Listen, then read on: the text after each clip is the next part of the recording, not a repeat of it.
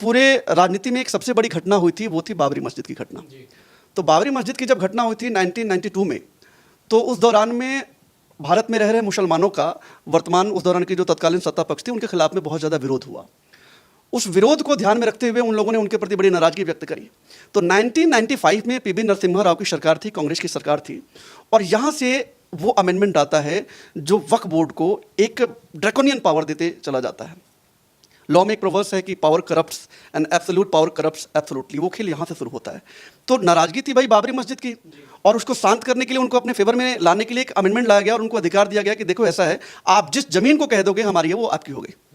1995 में शुरू किया गया खेल।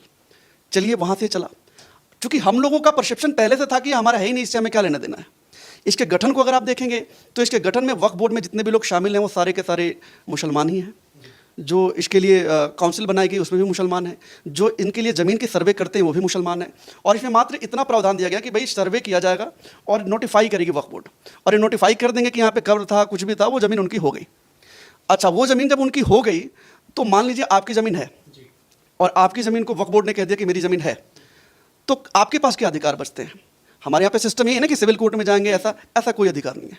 बस जिन्होंने कह दिया तो आपको वहाँ से हटाया जाएगा, और अगर आप इसके प्रति विरोध दर्ज करते हो तो आपके खिलाफ क्रिमिनल केस भी दर्ज की जा सकती थी। ये प्रावधान था इसमें।